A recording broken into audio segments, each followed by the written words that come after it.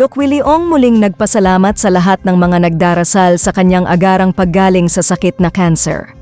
Ngayong araw ng Miyerkules, Setyembre 25, isang mensahe ng pasasalamat ang ipinaabot ni Doc Willie sa kanyang mga followers sa pamamagitan ng kanyang Facebook account. Pinasalamatan din ni Doc Willie si Miss Jessica Soho sa ginawang ulat hinggil sa kanyang karamdaman, isang daan para mamulat ang publiko sa kanyang sakit at ang importansya ng pagkapit sa Panginoon sa panahon ng mga pagsubok sa buhay.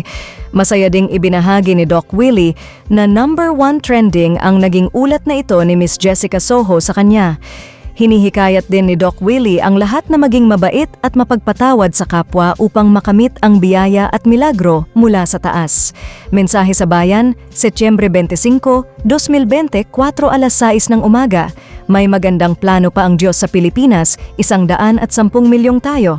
Dumadaan lang tayo sa pagsubok, huwag lang tayo susuko sa buhay.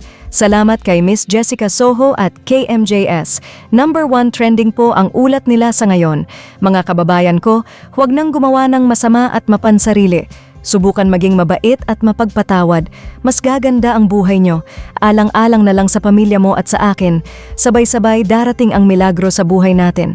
God bless you. I love you all. Doc Willie Ong ang naging pahayag ng doktor ng bayan ngayong araw. Marami naman ang nakapansin sa larawang ibinahagi ni Doc Willie na maaliwalas na ang kanyang aura sa kasalukuyan. Tila lumalakas na nga si Doc Willie at nagbubunga na ang mga panalangin para sa kanyang paggaling. Hiling naman ng lahat na tuluyan na siyang lumakas at bumalik ang dating sigla para makapagbigay pa ng libreng tulong sa sambayanang Pilipino. May the light of God surround you. May the power of God protect you.